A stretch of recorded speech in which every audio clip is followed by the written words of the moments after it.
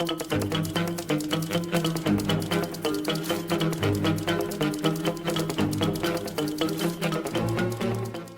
going on, guys? I'm the filmmaker and I love movies, and welcome back to another video. I also love Criterions. I love the Criterion collection. Can't get enough of it, and today I'm going to be showing you 6 Criterions I picked up in the Barnes & Noble sale. Hold on. It's December. Thought the sale ended at the end of November. What am I doing in the middle of December recording a video on the Barnes & Noble 50% off sale? Well, if you couldn't tell, I'm not from America. I'm not from the US. So Barnes & Noble is not a thing in the UK, and we can't get hold of certain Criterions some American people can get hold of. Well, every American person can get hold of. So during that 50% off sale, I went online, picked up 6 from the Barnes & Noble website, sent them to someone I know who could get them, where Barnes & Noble shipped to, because they don't ship internationally, and they sent them to me, and it has taken weeks for them to get here. I think I ordered these like on the first day of the sale, and they literally arrived a couple of days ago. So this is literally the quickest time I could get this video up for you. I don't know when it's actually going to be released, because I've got a few others, but anyway, apart from that, we're going to be showing you, well, I'm going to be showing you today 6 films, Criterion Blu-rays that I picked up from the Barnes & Noble sale. And if you stick to the end, if you stick around after the Criterions, I'll be showing you some of the ones from Masters of Cinema, BFI and Arrow Academy Blu-rays I also picked up, just to make the video a little bit longer and a little more worth your while. Okay, going in typical spine number order, we've got the first one, spine number 138, it is Rashomon. This is Akira Kurosawa's Rashomon, and this is a really, really good film. I've seen this. I haven't seen much of Kurosawa. I've seen Rashomon and Seven Samurai, and I just had to get Rashomon again. I know it's on the BFI player, but come on, this Criterion Blu-ray looks fantastic. It's one of their early ones in the hundreds, and it just came out in 1950. This film put Kurosawa on the map. I believe there was a story where this film was secretly entered into maybe the Cannes Film Festival. I think it might have been the Cannes Film Festival. And correct me if I'm wrong here, I think it did win the festival. And this, you know, Kurosawa was completely oblivious to this. But yeah, rightfully so, this film is really great. Inside you get a packed booklet full of essays, all the good stuff. I'm really actually looking forward to reading this essay and rewatching the film on fantastic Criterion Blu-ray. I don't have really much else to say about this. I watched it maybe back in August now, or September. If you haven't seen Rashomon, it might be a good place to start with Kurosawa. Again, it's one of his early works that put him on the map. It's only like 90 minutes long, so it isn't like 3.5 hours, which Seven Samurai is. So yeah, this is a good place to start if you're wanting to get into Kurosawa. Next, we've got spine number 794. It is Inside Llewellyn Davis.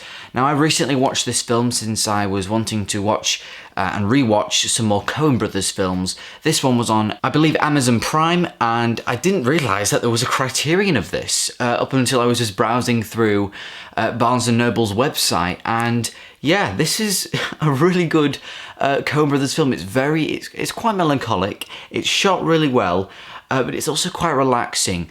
Oscar Isaac is really good in the film, and he's like this musician. I'm just looking at this artwork here. It's great. There's a cat in the film, and it's kind of the highlight of the cover art here. We open it up, and again, Criterion have got a really nice little, I don't know even what to call this. I'm just gonna fold it out to show you, but this is what you get.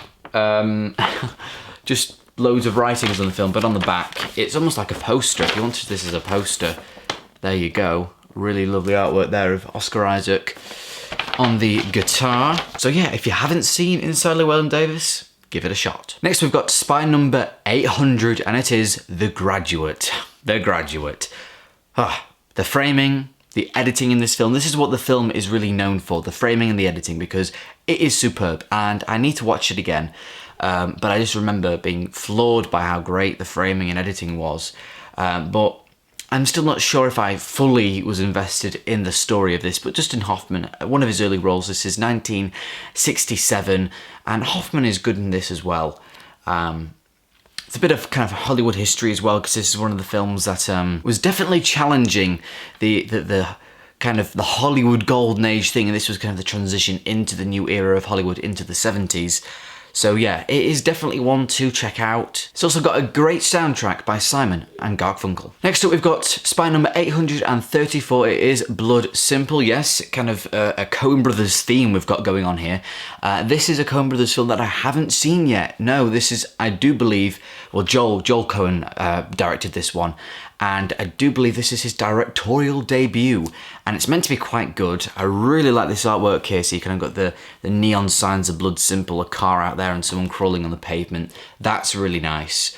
So yeah, all I hear is good things. It's only a nice 95 minutes, so it won't take up too much of my time, and hopefully I enjoy it. Next we've got spy number 959. It is In the Heat of the Night. This is a Best Picture winner. This is kind of primarily why I picked this up. And it's also meant to be one of the really good Best Picture winners, because some Best Picture winners, the films aren't actually that good. And it's kind of a fine line between Best Film of the Year and film that deserved to win Best Picture, which was nominated.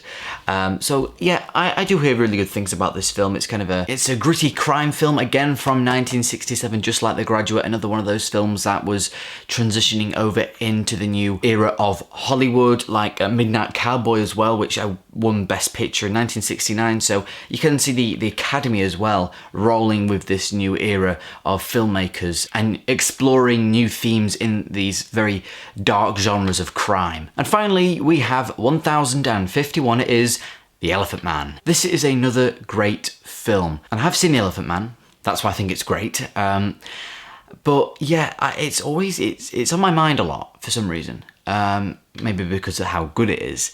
And so when I heard Criterion putting it out in their collection, even though there was a 4K from Studio Canal that was already out, I thought, I'm gonna have to get the Criterion. It's a director-approved Blu-ray edition from, you know, David Lynch, and can I just say, this is kind of a digibook style that they went for here, and this is very gothic. I really love this. This really encapsulates the style and the feel of the film. It's, you know, all black and white. This is Anthony Hopkins there, if you can just see that, and then I don't even know who this is. It looks like John Hurt, but John Hurt does play the Elephant Man. We'll open it up here, and it's got a really great booklet, so the booklet on that side and then on through there, so it opens up like that from that really great scene. And Anthony Hopkins, I do find he's quite underrated in this film. Everyone kind of says, you know, John Hurt is fantastic, and John Hurt's performance is really good, but I love Anthony Hopkins in this film as well.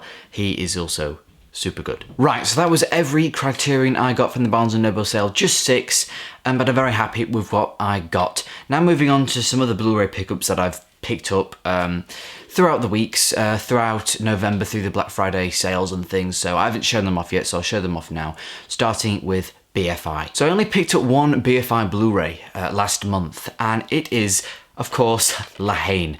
This was a big release from BFI. People going crazy about this, and I didn't pre-order it, and luckily I actually got this 20% off because, yeah, HMV had like loads of titles 20% off, including this very new title. So BFI have brought out, I think this is actually limited to a certain amount of copies, and it is really nice. You get a booklet in it.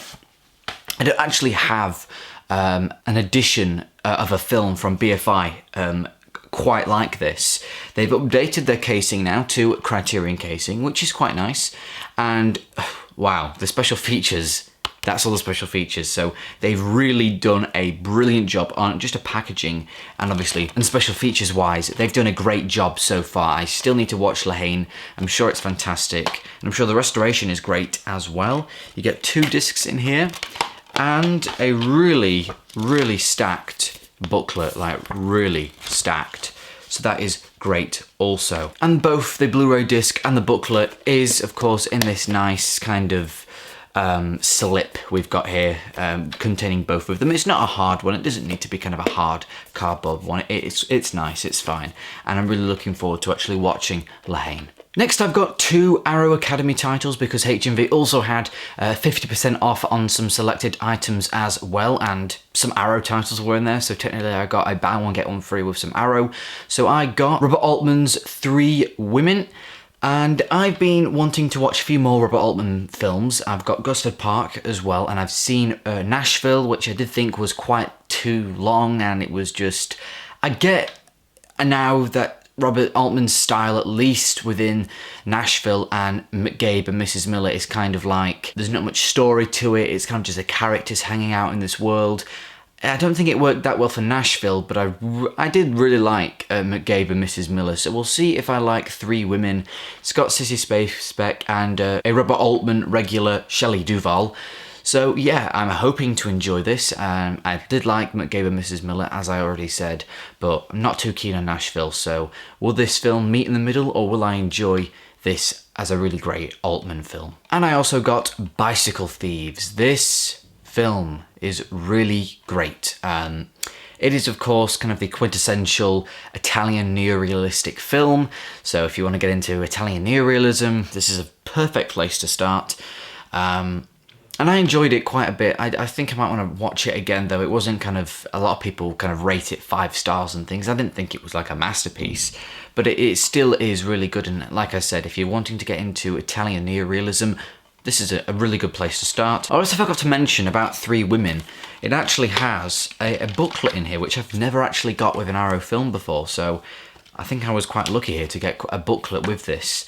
Because I do believe they don't... I know they don't put a booklet in all of their films, so maybe this is one of the only booklets you can get for Three Women. Moving on to Masters of Cinema, which I did have to get a few more of because I was thinking, I really want to grow my Masters of Cinema Blu-ray collection. So we have... I'm going in spy number order here. This is spy number 44. It is Double Indemnity. This is one of my favourite films to watch for the first time in November. It is a really good noir film.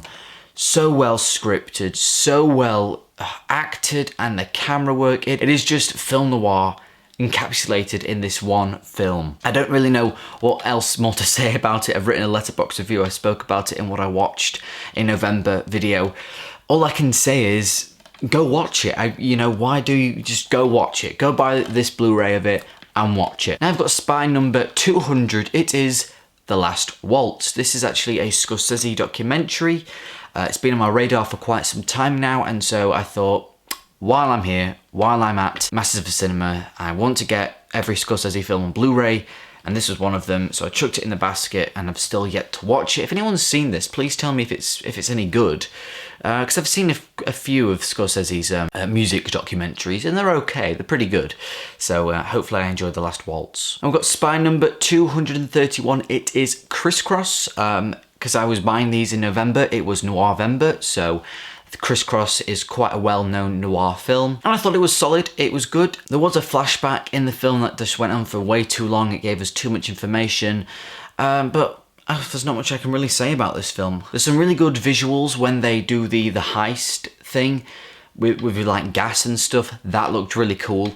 But it's nothing to really shout about. Now we've got spy number 232. It is A Foreign Affair, another Billy Wilder film, and we've got another Billy Wilder film coming up. There's a lot of Billy Wilder films in the Masters of Cinema collection, and I would like to get at least, a good fair few of them, because I do enjoy Billy Wilder. He's a really good director, so this is one of his films, and I don't know much about this, really. Nothing at all, unless I stop to read the synopsis on the back now, but yeah.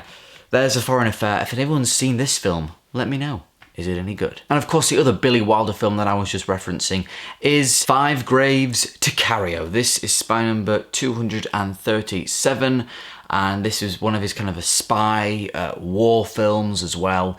Meant to be quite good. I really like the artwork that Masters of Cinema chose for this. It's got like a nice blue strip there, blue background, to make the actual text stand out, and on the back it is blue, and on the side it is blue. So yeah, I like the colour scheme it went for with this Blu-ray. And finally, we have the final film that I'm going to talk about today. It is Mothra. Yes, this was one of the big releases from Masters of Cinema in November, and it is spy number 240.